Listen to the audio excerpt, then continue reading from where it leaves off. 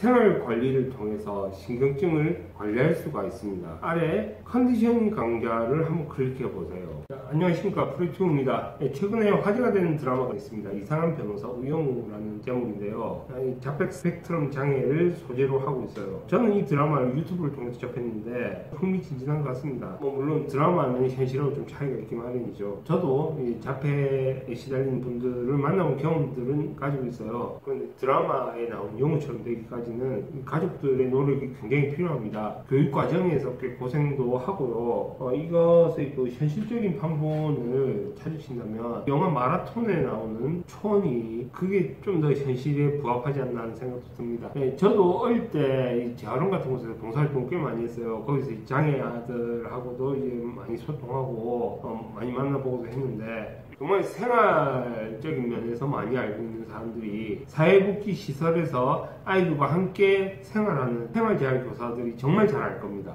같이 생활을 하니까 정말 일상생활들을 다 케어하고 하니까 정말 잘 아실 거예요. 저도 이제 그런 직업을 가졌었으니까 거기에 대해서 아는 것이고요. 만약에 이 드라마를 보고 자폐에 대해서 좀 관심이 많다, 여기에 더 알고 싶다 하시는 분들은 백문이 불여일견이라고 했습니다. 근처에 그 사회복지 시설 같은 데 가셨어요. 장애인 시설 쪽에 가셔서 거기서 이제 꾸준히 봉사를 해보시는 게 훨씬 더 잘 알 수 있습니다. 그 사람들과 직접 마주치고 서로 웃고 같이 밥 먹고 이러면서 더 잘 알아가는 것이거든요. 단지 일회성으로 왔다 갔다 하는 건 전혀 의미가 없습니다. 그런 경우는 복지시설에서 별로 안 좋아할 거예요. 예전에는 자폐에 대해서 어떤 시각이 있었냐면, 자폐라는 말이 가지는 그 뉘앙스 때문에 어린애들 같은 경우에는 자기 하고 싶은 것만 한다고 해서 자폐끼 있다 이런 식으로까지 이야기하곤 했어요. 그런 거하고는 전혀 상관이 없고요. 이 자폐라는 말 자체도 자기 문제를 좀 과장할 때 이런 말을 쓰기도 했어요. 실제 이 자폐 사례 같은 것은 들여다보지도 않고, 그런데 이 드라마에서 이 우영우라는 캐릭터가 보여주는 자폐는 조금 이상화되어 있다고 이야기를 해야 할지도 모르겠어요. 이런 케이스가 아예 없는 건 아니에요. 있긴 있어요. 그런데 좀 자폐가 심하면 정말 케어하기 힘듭니다. 자폐의 특징 같은 것은 이미 여러 유튜브 영상에서 접하실 수 있을 거예요. 그래서 제가 드라마 내용에 대해서 설명하는 것보다는 자폐에 해당하는 정신작용, 자폐인이 과연 어떤 것을 경험하고 있을까, 거기에 대해서 좀 더 생각해보는 게 필요할 것 같아요. 일단 그 경험에 기반해서 이야기를 하는 게 더 좋지 않을까 해요. 드라마에서 보이는 것처럼 이 자폐가 있는 사람들이 딴 사람들하고 잘 어울리고 하냐, 그건 또 아니에요. 예전에 제가 밤에 잠깐 글 쓰다가 카페에서 나와가지고 바깥 공기 좀 쐬려고 나왔는데 문 열고 나오니까 어떤 남자가 덕 하고 이렇게 있는 거 얼마나 놀랐겠어요. 그것도 덩치도 큰 사람이었어요. 아저씨 지금 뭐하냐고 남의 집 앞에서 무섭게 그렇게 말 걸었는데 이 사람이 대답을 안 하는 거예요. 아무 말이 없었어요. 그 표정만 조금 변하고, 언어에 대해서 반응은 하죠. 저도 사회복지 시설에서 근무하면서 먹은 짬이 있는데 말 좀 걸어보고 하다 보니 감이 오는 거예요. 이분이 무슨 장애가 있구나. 이 사람이 갑자기 새벽에 나와서 길을 잃고 지금 방황하고 있다. 그러면 이 사람을 내가 지금 당장 경찰에 하고 연결해서 집을 찾아줘야 되나, 그런 생각을 하고 있었거든요. 그런데 그때 이 사람 전화가 온 거예요. 이 사람이 지금 말을 거의 안 하는데 전화가 왔네. 엄마하고 영상통화를 하는 거죠. 그 엄마하고 저하고 이제 대화를 하면서 그런 말씀 하시더라고요. 애가 자폐가 있는데 한 번씩 밤에 좀 늦게 와서 걱정이 돼서 저한테 지금 어디 계시냐 해서 제가 위치 알려드리고, 그 어머니가 오셔서 애라고 해야 되나? 그 사람 나이가 그때 20대 후반이었거든요. 애라고 하기엔 좀 그렇고, 그 친구를 데리고 갈 때까지 제가 좀 보호를 하고 있었던 적이 있거든요. 그런데 그 사람의 경우에는 언어에는 반응을 해요. 반응을 하는데 자기 의사를 표현을 못했어요. 그런 상황에서 이제 교육하는 것도 이제 굉장히 노력이 많이 들어가야 됩니다. 아마 그 어머니도 자녀 교육하는데 굉장히 신경을 많이 쓰셨던 것 같아요. 그 친구가 폭력적인 그런 건 전혀 없고 애가 순하게 착했어요. 근데 밤에 한 번씩 돌아다니다가 너무 늦은 시간이니까 좀 길거리로 방황하는 거 아닌가, 집 못 찾는 거 아닌가, 그런 일이 있었습니다. 이 언어가 된다는 건요, 우리가 그냥 평소에 이렇게 말을 하고 있기 때문에 이 말한다는 게 그렇게 대수롭지 않게 여겨질 수는 있는데요, 이게 굉장히 중요한 겁니다. 말을 하면 상호작용을 할 수가 있어요. 그리고 자기 의견을 이야기할 수가 있죠. 그래서 말하는 것은 굉장히 중요합니다. 합니다. 이 말을 통해서 우리 정신작용도 발달을 하거든요. 언어가 이 정신에 영향을 미치기 때문이에요. 그런데 자폐의 경우에는 이런 언어가 제대로 기능하지 않을 때가 있어요. 그리고 이렇게 되면 자기 생각을 표현하기 어려워져요. 생각은 있는데 이게 언어로 나오지 않는 거예요. 이 상태가 굉장히 곤란하죠. 그러니까 말을 하지 못하는 것은요, 단순히 언어 기능에만 문제가 있다고 할 수는 없어요. 왜냐? 언어가 발달을 하면서 우리 정신작용도 같이 발달을 해나가거든요. 그러니까 자폐인 입장에서는 자기 정신작용도 발달시켜야 되는데 언어가 나오지 않으니까 얼마나 괴롭겠어요. 제가 그런 생각을 조금 해봤어요. 우리가 이 사람들의 고통을 직접적으로 이해할 수는 없지만 이런 경우는 생각해 볼 수 있을 것 같아요. 제가 다루는 게 이제 정신질환 쪽이니까 저도 이제 그런 생각이 들죠. 우리가 살면서 크게 좌절하는 경우가 있습니다. 실연과 같은 좌절 상태에 빠지게 되면 너무 괴로우니까 말은 하는데 생각이 전혀 안 날 때가 있어요. 굉장히 깝깝한데 말은 하는데 글은 쓰는데 생각이 안 나요.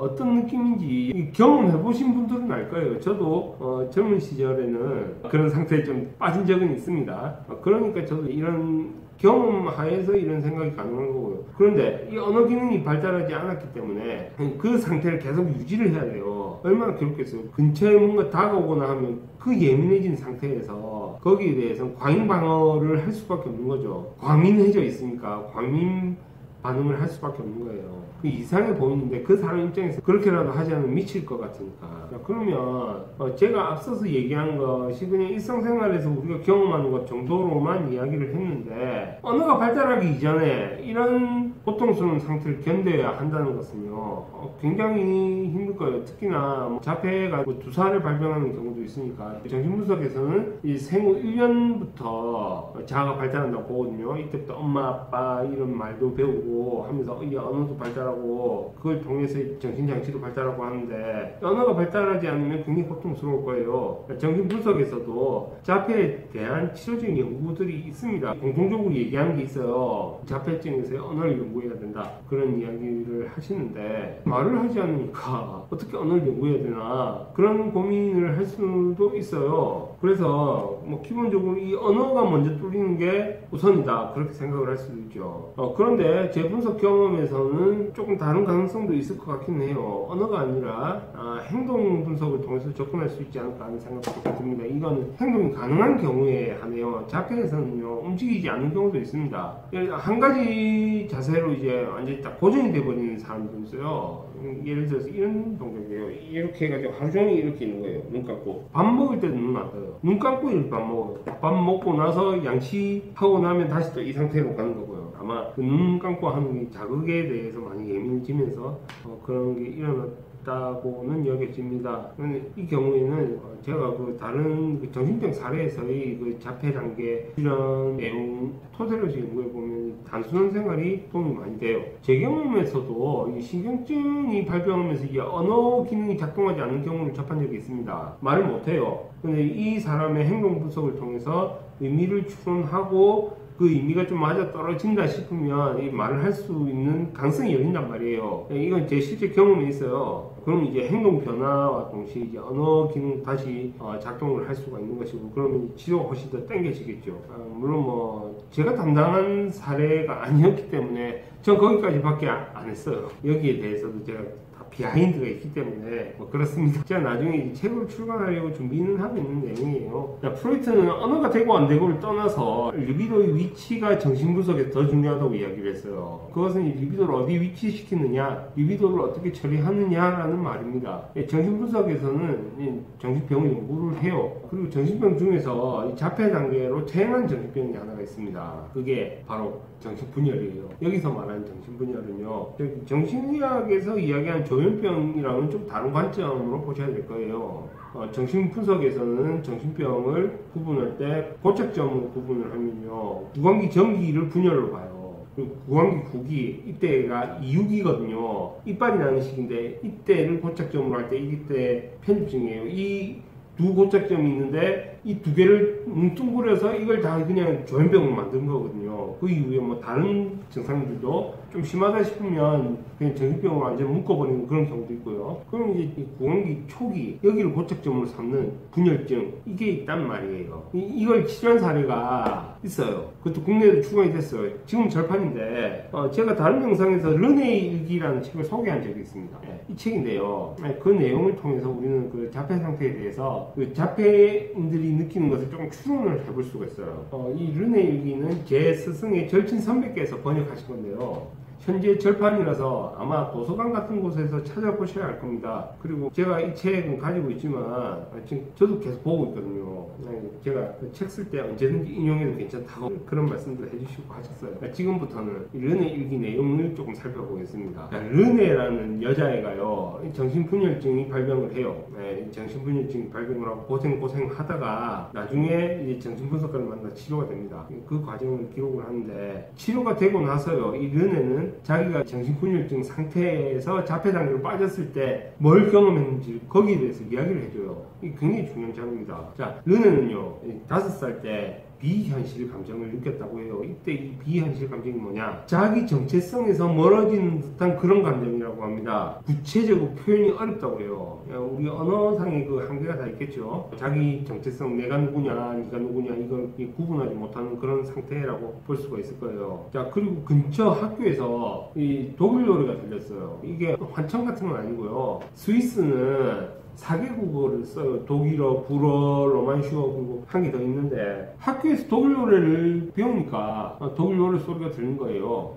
그리고 르네는 스위스 사람이라고 했죠. 그런데 이때 르네가 학교를 봤는데 학교가 군대 병영처럼 보이는 거예요. 매끈한 돌로 지어진 군대 병영처럼 딱 보이고, 그리고 노래 부르는 애들은 노래 부르기를 강요당하는 죄수들처럼 보였다는 거예요. 학교하고 아이들의 노래가 이 세상에서 동떨어진 것처럼 느껴졌고, 그리고 눈길이 돌리니까 그때 눈앞에 뭐가 있었냐, 밀밭이 쫙 펼쳐진 거예요. 눈앞에 펼쳐진 밀밭하고 돌로 지어진 학교하고 그 안에서 들리는 노랫소리하고 이 세 가지가 합쳐지면서, 보통이라면 이 분위기 괜찮구나, 정말 목가적인 분위기다, 뭐 이런 느낌을 우리는 가질 거 아니에요. 그런데 르네는 이게 합쳐지면서 엄청나게 불안했대요. 그리고 그 즉시 르네는 집에 되돌아갔죠. 돌아가서 자기 생활을 평소 생활로 만들어야 된다, 이렇게 하기 위해서 놀이를 했어요. 어떤 놀이를 했는지는 모르겠어요. 자, 이런 모습이요 좀 엉뚱하게 보일 수는 있어요. 그런데 제가 그 신경증 특징 중에 하나는 자가치유라고 이야기를 했잖아요. 여기서 이제 르네도 이 놀이를 통해서 자기 일상생활을 회복하려고 하는 거예요. 자가치유적인 활동이죠. 자, 그리고 이 시기에 어떤 일이 있었냐, 르네 집에서요, 아빠가 바람을 폈는데 르네 엄마는 헤어지면 죽어버릴 거다, 뭐 이런 식으로 얘기를 했나 봐요. 근데 그 얘기를 르네가 들은 거죠. 이때 르네는 엄청 혼란스럽다고 합니다.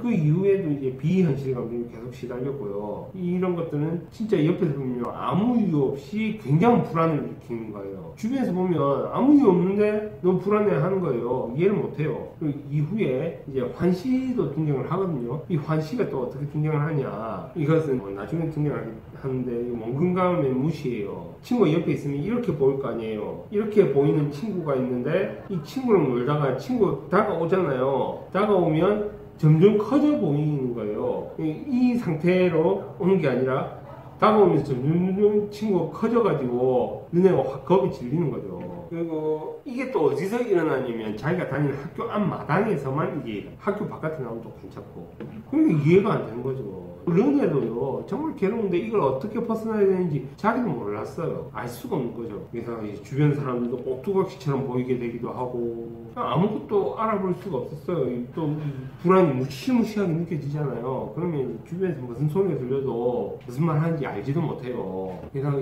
사람들 목소리가 들리는데 이게 마치 꼭 금속이 말하는 것 같은 그런 목소리도 또 느껴지는 거예요. 그러니까 계속 이 르네는 무섭고 불안하니까 선생님한테 좀 도와달라고 가잖아요. 너무 불안하다. 그럼 이제 선생님은 어떻게 하겠어요? 자기 학생이 불안해서 찾아오는데 이 품어줄 거 아니에요. 르네야 괜찮다, 선생님이 있으니까 괜찮아, 그래서 진정하라고 웃어주고 달래줄 거 아니에요. 그러면 그 결과로 안심을 해야 되는데 안심하는 게 맞아요. 근데 르네는 그게 아니었던 거예요. 선생님이 미소가 안심을 하게 만든 게 아니에요. 선생님이 그 예쁜 미소를 보는데 그때 르네 눈에 띈 게 뭐냐면 가지런한 치열이에요. 치열을 보니까 또 불안한 거예요.